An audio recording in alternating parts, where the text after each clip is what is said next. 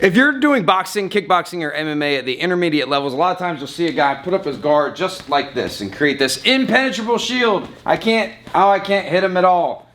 This is not the worst idea, but it's not the best idea either. I'm going to show you what to do exactly when somebody is doing just like this right here. How you can pull their guard apart, manipulate it, tear them down, beat them up, demoralize them, make them want to quit, make them not want to be your friend anymore, make them never want to spar with you again, make them talk bad about you while you're in the bathroom. Make them say that you don't know what you're doing, make them say that when they spar with you, they always beat you up and that nothing you do ever works on them, and never ever ever post any videos of you sparring with them. Because this is sort of a scrubby answer. This is sort of like a thing that it can become addicting at first, because if you decide that if you're already kind of stupid, right, and you just cover up, this still hurts. You're still taking concussive force. You're still taking the transfer of energy into your head. If your gloves are against your head or face and I hit your gloves, you're still kind of getting hit. So one way that you can deal with it, the least interesting way, is just to like hammer that guard. Just hit it anyway. Boom! It still hurts. You're still showing aggression. You're still taking their air away, and you're still doing damage. But let's get a little more whimsical, a little dirtier, a little more trash fightery. When you go start punching, we can start manipulating their gloves. And the problem that most people have is, say I want to like move Blackie Chan's glove out of the way, is people will think I'm going to pull it like this and then throw a punch. And it doesn't really work that way. You have to kind of treat the guard manipulation like a strike and as part of the combo, so it'd be on the same rhythm. So instead of like 1, 2, 3, I would just make that 1, 2, 3. Like it has to be, you have to treat it like a strike and not like a solid form of control. One, because we're wearing boxing gloves and you can't just grab somebody and move them around however you want. But two, because in a real fight, not a static technique demonstration, the other dude like moves around too. The counterintuitive part about this one is that people will, they want to pull same side. It just seems to sort of make sense that I would maybe manipulate this hand with this hand and this hand, this hand, but it's the opposite one. You go boom, boom, boom, pull, punch.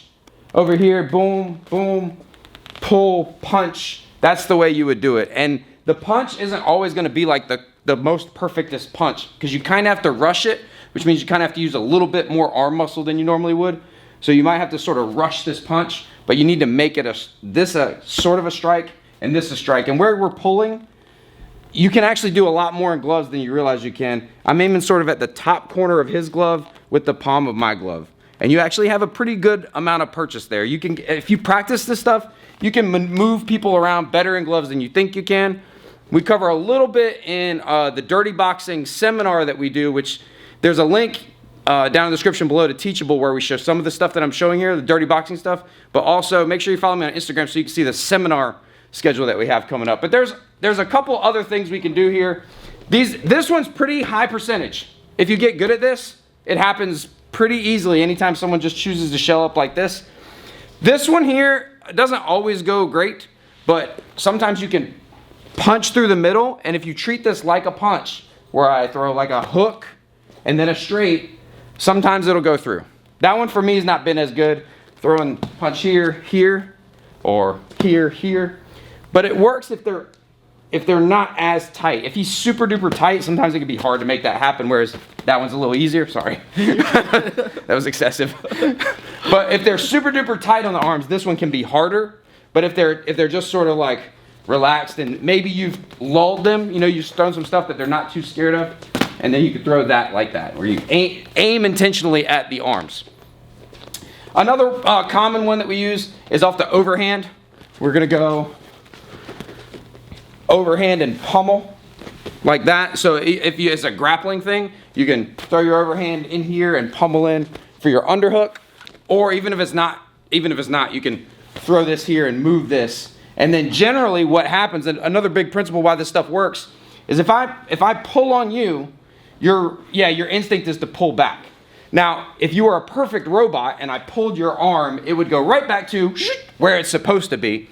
That very often doesn't happen. So sometimes when you pull, they'll sort of overcompensate. Maybe their body rotates and something like that will open up. But you have to throw this stuff. You can't, the biggest moral of the story here is you can't move that hand and then say, oh, it worked, and then go. You have to sort of plan that it's going to be like boom, boom. You have to know that this stuff is going to work, which you have to figure out through your combos and feints leading up to that punch. So we got boom, boom, bang, bing, boom, boom, bing, bing. What's the other one? Oh, boom, boom, boom, wham, like that, pulling down. You had boom, boom, and then there was the bong. Boom, boom, bong. There was also a bong. Boom, boom, bong, boom, boom, bang. And then ping. Oh, boom, it was boom, whoop. I gotta do boom, whoop. Yeah. So then there's this one where you go, boom, boom, whoop. And then we'll push in like this. Yeah. This is a good one here. It doesn't seem like this should work. And it might not if you're in a looser rule context, like if you're in Muay Thai or if you're in MMA, this isn't great. But when it's just boxing, particularly at this beginner to intermediate level, if you're sparring where you guys are actually aiming at each other's heads, the guy will get too comfortable behind that shell. And then you go forearm like this, you know, boom, boom, whoop, like this. Bring your whole self. This is where people go wrong with this stuff, is they go like this. This is bad. You've brought your face over, but you've not brought your base over. This is bad. Bring your whole self. Bring your whole self with. You go boom, boom, whoop, like this. That's a quick little body shot. You have to leave this here. Again, this is a little more arm muscle. Be like, these are arm punches. These aren't full power punches. Arm punches that land are better than full power punches that miss. A little boom here. If you want to get real whimsical and trashy and be a big time asshole with this stuff, keep this here and push him around and give him a couple little arm punches like this. But if you can keep his hands pinned there, you can really he doesn't feel like he can do anything. And then to get out of it, if you use your forearm to pin my guard like this, when I want to do something, he'll feel me push. I have to make a big overt move. So if your hands are on him, he can't do anything without giving you information that he's doing something. But at all times, remember, we have to get our hands back to our face and be responsible, because if we're close enough to do stuff like this, we're definitely close enough to get punched. But you can do more to a person's gloves with your gloves than a lot of people realize. You can do a lot of cool stuff like this. What was the last one? Oh, boom, boom, boom. Yep. Whoop. Bop, like that. So that's I don't know if that is that dirty boxing.